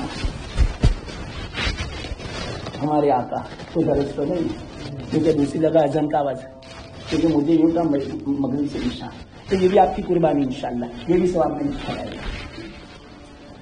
اللہ کے رسول صلی اللہ علیہ وسلم جب ہجرت کر کے مدینہ تشریف لے گئے، سب سے پہلی فکر تھی اپنے مکان کی نیند، اللہ کے گھر کی فکر۔ مسجد قباء یہ سب سے پہلی مسجد تیار ہوئی اسلام میں، صحیح معنوں میں جو مسجد کا جو ڈھانچہ ہے جس کو مسجد کہا جائے وہ مسجد قباء، اس کے بعد مسجد نبوی۔ اللہ کے رسول وہ حرم شریف میں بات نہیں کرتا، وہ تو میں نے آپ کو سنا ہے، سب سے پہلی مسجد۔ تو مسلمان جہاں گیا الحمدللہ سب سے پہلے اس کی فکر تھی مسجد. وہ میں واقعہ سنا رہا تھا اور یہاں سے یہ سب بیچ میں باتیں آئی. تو اللہ کے رسول صلی اللہ علیہ وسلم جب 14 دن وہاں ٹھہرے تھے قباء، جو حج کرنے والے ہیں وہ جاتے ہیں مسجد نبوی سے صبح میں جاتے ہیں 2 رکعت نماز پڑھنے کے لیے، اور نہ جاتے ہو تو ضرور جانے کا. 2 رکعت نماز پڑھنے کا عمرہ مقبولہ کا ثواب ملتا ہے. 2 ریال میں پورے عمرے کا ثواب، اور وہ بھی مقبول صرف 2 رکعت. وہ مسجد قباء وہ برکت ہے. کیوں؟ اس کی بنیاد تقوی پر رکھی گئی، اللہ کے خوف پر رکھی گئی. تو انشاءاللہ اس کی بنیاد بھی تقوی پر ہے. ہمارا کوئی مقصد نہیں ہے، نمائش کا کوئی مقصد نہیں ہے، ہماری واہ واہ ہو، ہماری تعریف ہو، یہ کوئی مقصد نہیں ہے. بس تقوی پر کہ اللہ راضی ہو جائے، اللہ خوش ہو جائے، اللہ کی عبادت آباد ہو، جہاں پر اللہ کی تلاوت ذکر آباد ہو. بس یہی مقصد ہے. اسی کو بولتے ہیں تقوی کی بنیاد. تو وہ تقوی کی بنیاد کی بنا پر اتنی زیادہ فضیلت. تو وہاں سے تو مسجد نبوی آج گنبد خضرا جہاں ہے وہیں اللہ کے رسول صلی اللہ علیہ وسلم کے مکانات تھے، چھوٹے چھوٹے 1 کمرے کے. وہاں جب پہنچے تو اللہ کے رسول صلی اللہ علیہ وسلم نے ایک جگہ کا انتخاب کیا، اپنی طرف سے نہیں، اللہ کی طرف سے انتخاب کا. سن لینا. تو اونٹنی وہاں بیٹھی جو جگہ اللہ کی طرف سے منتخب تھی. تو وہ جگہ کس کی تھی معلوم؟ 2 بچے یتیم تھے، سہل اور سہیل رضی اللہ تعالیٰ عنہما، ان کی وہ جگہ تھی. اللہ کے رسول صلی اللہ علیہ وسلم فرمایا یہ کن کی پرورش میں ہے، کن کی ماتحتی میں ہے؟ تو کن کی ماتحتی میں معلوم؟ ایک صحابی تھے حضرت زبیرہ بن ربیع رضی اللہ تعالیٰ عنہ، ان کی پرورش میں، ان کی ماتحت میں ان کو بلایا کہ بھائی یہ زمین ان کی ہے، ہمیں یہاں اللہ کا گھر بنانا ہے. تو کیا کرے بھائی؟ ایسے ہی لے لو. اللہ کے رسول نے فرمایا نہیں، ایسے ہی نہیں، کیسے ہم بتائیں. تو کتنے میں خریدی معلوم؟ 10 درہم. اس زمانے کے 10 درہم. اللہ کے رسول صلی اللہ علیہ وسلم اعلان فرمایا بھائی 10 درہم کی یہ جگہ ہمیں خریدنی ہے، اللہ کا گھر بنانا ہے کسی کے پاس پیسے. حضرت ابوبکر صدیق رضی اللہ تعالیٰ عنہ خوش نصیب صحابی ہیں، انہوں نے فرمایا یا رسول اللہ میرے پاس موجود ہے 10 درہم، میں چکا دیتا ہوں، قسم کھا کے میں کہتا ہوں. اس وقت سے لے کر قیامت تک مسجد نبوی میں جتنے بھی نماز پڑھیں گے، اللہ کے رسول نے کتنی نمازیں پڑھی؟ ہزاروں نمازیں پڑھی، صحابہ نے پڑھی، ائمہ نے پڑھی، بزرگوں نے پڑھی، ابدالوں نے پڑھی، صالحین نے پڑھی، کتب نے پڑھی، نہ معلوم کس نے وہاں نماز پڑھی ہوگی. اور کتنی نمازیں ہو رہی ہے، وہ سارا نمازوں کا ثواب حضرت ابوبکر کی نماز عامر. اب اس مسجد میں جتنی نمازیں ہوگی، جنہوں نے حصہ لگایا، پیسہ لگایا، محنت کی، کوشش کی، دعائیں کی، کسی بھی اعتبار سے کسی کو مشورہ دیا، تو ان تمام جتنی بھی عبادت ہوگی انشاءاللہ، اور یہ مسجد قیامت تک رہے گی. اور قیامت کے بعد بھی میں نے روایت بیان کی تھی. کون سی؟ اللہ کے رسول صلی اللہ علیہ وسلم کی، کہ جنت میں یہ جگہ جاوے گی تو وہاں تک اس کا ثواب ملتا رہے گا. یہ صدقہ جاریہ ہے. اور ایک اور حدیث میں سنا دو. مسجد نبوی جب بنیاد رکھی گئی تو اندھیرا، مغرب سے اندھیرا ہو گیا، کھڑکیاں نہیں، چراغ نہیں، چھتیں چھوٹی. تمیم داری رضی اللہ تعالیٰ عیسائی اخیر میں مسلمان ہوئے. ان کا عجیب واقعہ ہے. دجال سے ملاقات ہوئی، حدیث میں ہے یہ بات. دجال تو کب سے پیدا ہو چکا اور یہ یہود انتظار کر رہے ہیں. اور آج کل کا جو ماحول ہے نا کورونا کا، وہ کورونا کا ماحول نہیں ہے، دجال کے آنے کا ماحول ہے. یہ لمبی بات ہے لیکن وقت ہو گیا، ورنہ اس کو بھی میں مختصر سمجھاتا حدیث کی روشنی میں. یہ کورونا کیا ہے؟ یہ ان کی سازش ہے، پروپیگنڈا ہے. دجال کے آنے کا فلم تیار ہو رہا ہے، زمین ہموار ہو رہی ہے. وہ کہتے ہیں ہمارا خدا آئے گا، تو خدا کے آنے کی تیاری ہو رہی ہے. جب بادشاہ کسی جگہ جاتا ہے تو رستے بند ہوتے ہیں، گاڑیاں بند کر دیا، رستہ ان کے لیے خالی کر دیا جاتا ہے، گاڑیاں نہیں چلتی. بادشاہ کو صرف گزارنا چاہتا ہے تو اس کے لیے گویا ہم نے رستے ہموار کر دیے، میدان ہموار کر دیا کہ بادشاہ آ رہا ہے. تو اسی طرح یہود، آج پوری دنیا میں حکومت یہود کی ہے، یاد رکھنا. آپ جانو یا نہ جانو، یہود کے ماتحت میں ان کے حکموں کے اشاروں پر پوری دنیا چل رہی ہے. آج یہ جو کچھ ہے ابھی انڈیا میں بھی اور پوری دنیا میں، عربستان میں، حرمین میں، چاہے یورپ میں ہو، چاہے یو کے میں ہو، چاہے امریکہ میں ہو، چاہے افریقہ میں، یہ سب ان کے اشاروں سے چلتا ہے، اسرائیل کے اشاروں سے. یاد رکھنا اس بات کو. اور یہ سب کچھ کیوں ہو رہا ہے؟ پھر تیار ہو رہا ہے دجال کے آنے کا. انہوں نے اپنا رب مانا ہے، ہمارا رب آنے والا ہے. یہ اس کے لیے زمین ہموار کی جا رہی ہے. تمام انسانوں کے ذہنوں کو ایک قسم کا بنایا جاتا ہے، سب کو انہوں نے ٹیسٹ لے لیا گھروں میں بٹھا کر لاک ڈاؤن کر کے. یہ کورونا کی بنا پر نہیں ہے, یہ لاک ڈاؤن یہ ٹیسٹ ہے ان کی طرف سے. ہم دیکھتے ہیں, ہم دیکھیں تو صحیح, ٹیسٹ تو لے لیں. ہم پوری دنیا پر حکومت کر سکتے ہیں, تو آج پوری دنیا پر حکومت یہود کی کہ لاک ڈاؤن انہوں نے کر کے دکھایا. حرمین بند کروا دیا, مدارس بند کروا دیے, مسجدیں بند کروا دی. یہ دجال کے آنے کی یہ گویا ایک تیاری ہو رہی ہے. یاد رکھنا. تو تمیم داری رضی اللہ تعالیٰ عیسائی, تو دجال پیدا ہو چکا ہے. یہاں سے یہ بات میں نے ضمن کہی, دجال کی زیارت ہو گئی, دیدار ہو گیا. تمیم داری کو اللہ کے رسول اعظم کے سامنے ذکر کیا. اللہ کے رسول اتنے خوش ہو گئے, مسجد نبی میں سارے صحابہ کو بلایا, بیٹھو بیان ہوگا. اللہ کے رسول منبر پر تشریف فرما اور تمیم داری سے کہا کرو بیان. اللہ کے رسول صلی موجود ہے اور تمیم داری بیان کر رہے ہیں. کیا بیان کر رہے ہیں؟ اپنا واقعہ بیان کر رہے ہیں, پورا بہت لمبا واقعہ ہے, لیکن اب تو ادا نہیں. تو وہ تمیم داری کی میں بات کرتا ہوں. مسجد نبوی بالکل اس کی چھت چھوٹی تھی, اندھیرا تھا. تمیم داری جیسے پہلے مغرب کی نماز میں داخل ہوئے, اور ماشاء اللہ آپ کی ابتدا بھی مغرب سے ہوئی. یہ مجلس آپ نے ابتدا بھی مغرب سے ہی کی نا, تو مغرب میں وہ داخل ہوئے جیسے میں داخل ہوا. تو جیسے ہی داخل ہوئی تو اندھیرا. اس وقت کوئی ذہنی ایسا نہیں, کسی کے دماغ میں بات ہی نہیں آتی کہ مسجد میں چراغ ہو. گھروں میں نہیں ہوتے تھے چراغ, تو مسجد میں کہاں سے ہو؟ تمیم داری رضی اللہ تعالیٰ نے چراغ کا انتظام کیا, خوش اور مسجد میں لگایا. سب سے پہلا چراغ لگانے والے مسجد میں, چراغ بولو یا روشنی کرنے والے, سب سے پہلے حضرت تمیم داری. قیامت تک اب مسجد میں جتنی بھی روشنیاں ہوگی سارا سبب تمیم داری. ابتدا انہوں نے جب اللہ کے رسول صلی اللہ علیہ وسلم مغرب کی نماز پڑھانے کے لیے تشریف لائے تو روشنی دیکھ خوش ہو. یہ روشنی کچھ نہیں. صحابہ نے فرمایا تمیم داری, اچھا تمیم داری نے کیا اچھا کام کیا, میرا دل خوش ہو گیا. خاص کہ میری لڑکی ہوتی تو میں تمیم داری کے ساتھ نکاح کراتی. اتنی باتیں مسجد کو آباد کیا, مسجد کو روشن کیا. اور آج کل کوئی پوری مسجد بھی بنا رہے ہیں, پھر بھی کوئی لڑکی نہیں دیتی. سمجھے یا نہیں سمجھے؟ پورا مکان بھی بنا لے, نہیں دیتا لڑکی. کیوں؟ وہ لڑکی نہ کہتی ہے نا. کیوں نہ کہتی ہے آپ سب کو معلوم ہے کیوں نہ کہتی ہے. لفڑا ہوتا ہے. حفاظت کرنا بہت خطرناک بات ہے آج کل کے ماحول. ہاں تو میں جو آپ کو سنا رہا تھا, دوسری بات, ایک بات کہی بس,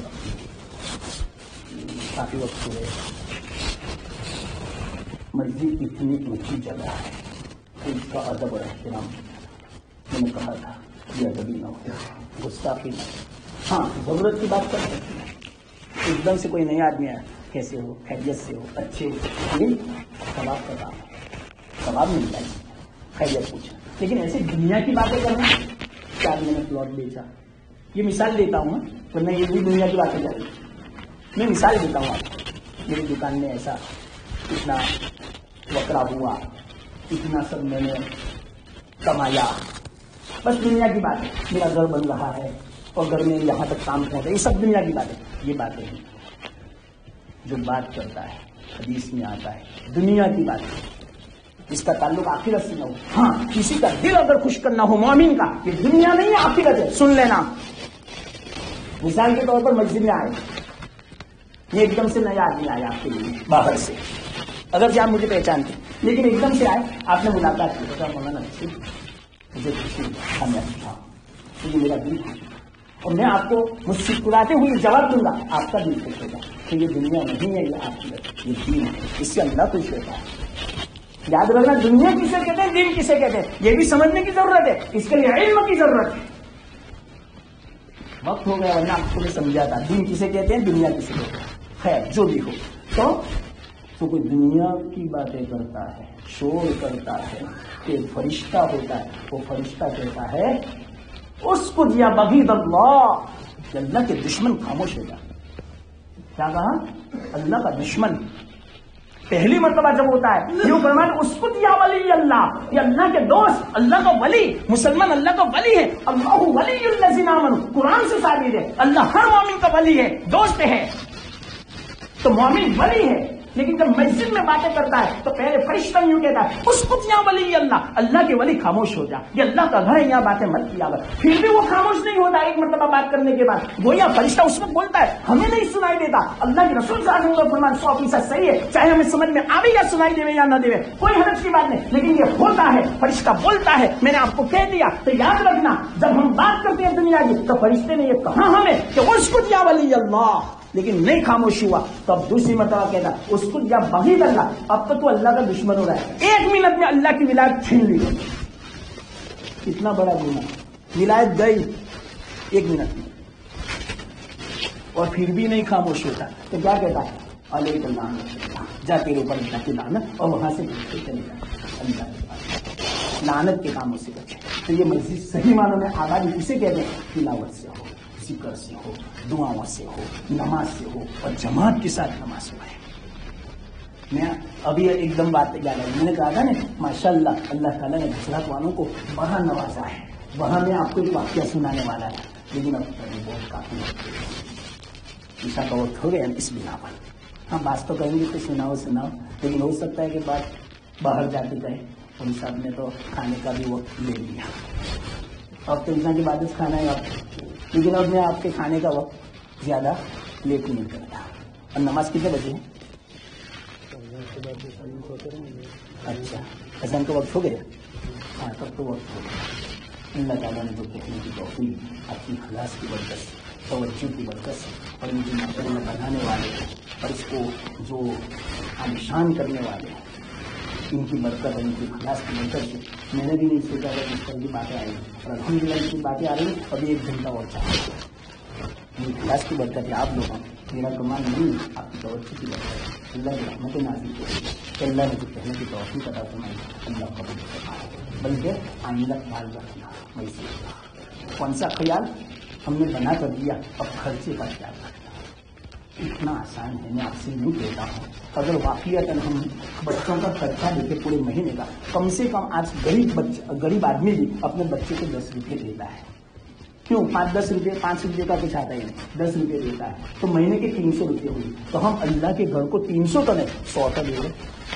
کوئی مسلم ایسا نہ ہو غریب، مثال کے طور پر اس کی حیثیت ایسی ہے تو 100 روپے تو ضرور. اس کے لیے آسان شکل کیا ہے کہ ہر جمعہ کو 25 روپے ڈالے. اگر ہر مسلم اس طرح ڈالے گا تو انشاءاللہ آپ کی مسجد کا سارا خرچہ ایسے گلے میں سے ہو جائے گا.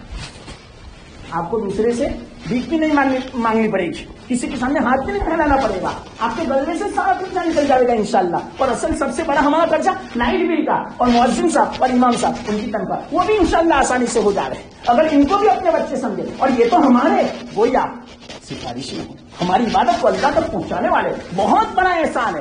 یہ تو میں نے ایک مثال بھی 100 روپے کی، بچے کو 300 روپے دے دیتے تو واقعی اگر ہمیں اللہ کو بھی دے. قسم کھا کے میں کہتا ہوں اللہ باقی نہیں رکھے گا مسلمان. سنو پھر سے میں کہتا ہوں، اللہ کے گھر میں بیٹھا ہوں، اللہ باقی نہیں رکھے گا. اللہ تمہارے کاموں کو آسان کر دے گا، تمہارے خرچوں کو آسان فرما دے گا، تمہارے خرچوں کا انتظام ایسی جگہ سے فرما دے گا تمہارے وہم و گمان میں بھی نہیں ہوگا. اللہ تعالیٰ تمہاری دنیا کی پریشانی، آخرت کی رہے دنیا کی پریشانیوں کو بھی تو فرما دے گا، دنیا کی حاجت کو بھی پورا فرمائے گا. اللہ کے گھر کی حاجت کو جو تم نے پورا کیا، اللہ تمہارے گھر کی حاجتوں کو پورا فرمائے گا. اس لیے اس کو نبھانے کے لیے آپ اس کو ہمیشہ چوکنا رہنا اور شوق سے، رغبت کے ساتھ یاد رکھنا. اس بات کو بوجھ نہ سمجھنا. اللہ نے دیا ہے، اللہ کو دینا ہے واپس، اور اللہ اس کا کوئی گناہ ہمیں دے گا انشاءاللہ. تو اس اعتبار سے مسجد کو آباد ہے. اللہ تعالیٰ نے جو کہنے کی توفیق اللہ قبول کرنا. وآخر دعوانا ان الحمدللہ رب العالمین.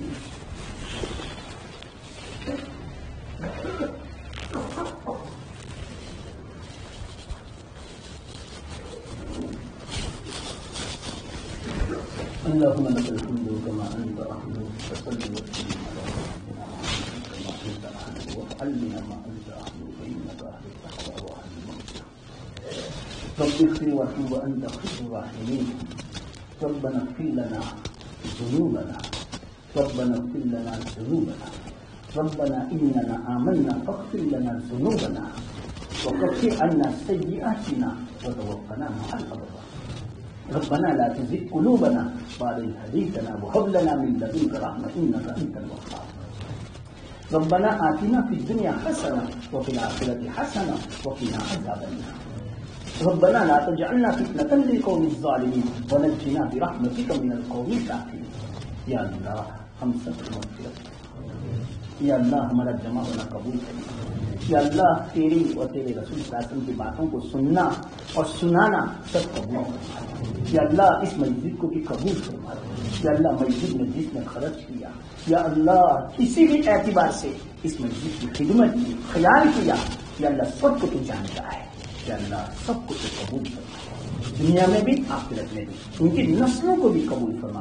ان کے اولاد گھر والوں کو ان کے والدین کو جس نیت سے انہوں نے یا اللہ حصہ لگایا چاہے انسان ثواب کے لیے ہو جو بھی نیت ان کی نیتوں کو تو زیادہ جانتا ہے ان کی نیتوں کو قبول فرما کر نیتوں کے مطابق یا اللہ کو فیصلہ اور اگر نیتوں میں کھوٹ ہو آئی ہو اس کو تو معاف فرما دے یا اللہ دنیا سے یا اللہ شہرت اگر طلبی ہو اور یا اللہ اگر اپنا یا اللہ بڑائی کا اگر جذبہ ہو عجب کا حب جاں کا یا کوئی بھی اس طرح کا جذبہ جو شیطانی نفسانی ہو جو یا اللہ رکاوٹ بننے والا ہو قبولیت میں ان تمام کو معاف فرما دے ہم معافی چاہتے ہیں ہم انسان بشر ہے ایسا خیال وسوسہ آ گیا ہو تو معاف فرما دے یا اللہ کی معاف فرما دے سب کو قبول فرما یا اللہ جنہوں نے بھی حصہ لگایا کسی بھی اعتبار سے دام میں جینا میں سکون قدم میں یا دعاؤں کے اعتبار سے تعلق کے اعتبار سے چاہنے کے اعتبار سے کسی بھی اعتبار سے محبت کی نظر سے دیکھنے کے اعتبار سے یا اللہ یا مسجد کو آباد کرنے کے اعتبار سے جس اعتبار سے بھی یا اللہ جس نے ساتھ دیا ان کو بھی اور ان کے طوفان میں پورے گاؤں والوں کو اور سب کو یا اللہ گھر والوں کو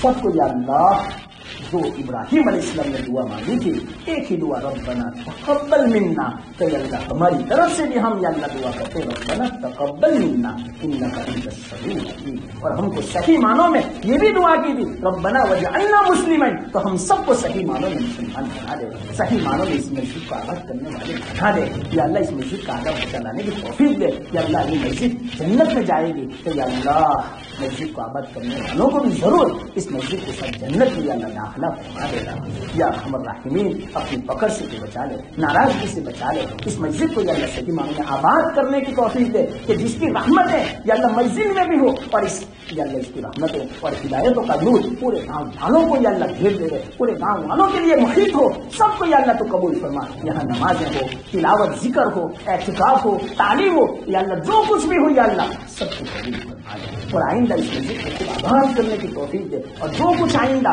جو خرچہ ہو اس کو بھی تو آسان فرما دے ہر ایک کے لیے اور جو بھی یا اللہ انہوں نے حصہ لگایا دنیا میں بھی آخرت میں بھی دین میں نصیب فرما دنیا میں بھی ان کو مالا مال فرما یا اللہ اس سے تو یہی امید ہے کسی کو یا اللہ احسان اپنے دل میں باقی نہیں کرتا یا اللہ تو ضرور اس کا بدلا دیتا کئی 100 کروڑوں لاکھوں گنا کی عطا فرماتا ہے کہ اللہ ان سب کو یا اللہ تو بدلا صحیح عطا فرما ان کے گھروں کو تو آباد فرما دے جس طرح سے یہ گھر کا خیال کیا آباد کیا یا اللہ اسی طرح ان کے گھروں کو بھی اولاد سے یا اللہ روزی روزگار سے یا اللہ راحت و عافیت سے اپنی رحمت و مغفرت سے یا اللہ سکون سے آباد فرما دے ان کے اولاد کے جو مسائل ہیں جو بھی مسئلہ ہو یا اللہ چاہے نکاح کا ہو چاہے روزی روزگار کا ہو چاہے اطاعت فرما برداری کا ہو یا اللہ تعلیم کا ہو کوئی بھی مسئلہ ہو دین کا ہو دنیا کا ہو یا اللہ اس کی برکت سے ان سارے مسائل کو اولاد کو یا اللہ کو آسان فرما دے یا اللہ سب کی تو مدد فرما کسی کو محروم نہ فرما یا جتنے بھی بیٹھے ہیں ان سب کو تو قبول فرما جس طرح یہاں تم نے اپنے گھر میں جمع کیا تو اسی طرح یا اللہ جنت میں ہم سب کو جمع فرما یا اللہ کسی کو محروم نہ فرمانا مرتے دم تک ایمان اور اسلام پر قائم دائم رکھ اور جب تیرے پاس میں آوے تو ایمان اور اسلام کے ساتھ یا اللہ ہمارا خاتمہ ہو حسن خاتمہ ہو تو راضی ہو ہمارے ذمہ میں کسی کا حق نہ ہو نہ تیرا نہ بندوں کا کسی کا حق باقی نہ ہو یا اللہ اور ہمیں یا اللہ تیرا حکم پورا کرنا یا اللہ آسان فرما دے ایک سنت کو سنت میں آسان فرما دے سنت کی محبت عظمت دے تیرے احکام کے حکم عظمت دے یا اللہ محبت دے یا اللہ تیری معرفت نصیب فرما یا اللہ علم دے یا اللہ تیرے احکام کا سنتوں کا اور اس پر عمل کی توفیق دے ہم سب کو صحت دے تندرستی دے بیماری آفت پریشانی دور فرما دے بڑا اچھا موقع بڑی مبارک مجلس ہے یا اللہ تیری رحمت نازل ہو رہی ہے یا اللہ دل نہیں چاہتا ہے کیا مانگے کیا نہ مانگے یا اللہ کوئی چیز نہ چھوڑے لیکن یا اللہ ہم جو کچھ مانگے وہ کم ہے یا اللہ تیری عطا کے مقابلے میں یا اللہ ہمیں تو مانگنا بھی نہیں آتا، کیا مانگنا چاہے، ہماری کیا ضرورت حاجت ہے وہ ہمیں تو پتا نہیں، تجھے پتا ہے، ہم نے جو مانگا وہ بھی دے، جو ہم نے نہیں مانگا اور تجھے پتا ہے حاجتیں، یا اللہ وہ ساری حاجتیں عافیت اور آسانی کے ساتھ ہماری دنیا آخر سب کی یا اللہ الحمدللہ رب العالمین حمدا یوافی نعمه ویکافی مزیدہ اللهم انك تعلم حاجتنا فاتنا سؤلنا ربنا تقبل منا انك انت السميع العليم وتب علينا انك انت التواب الرحيم وصلى الله تعالى على خير خلقه محمد وعلى اله واصحابه اجمعين وسلم تسليما برحمتك يا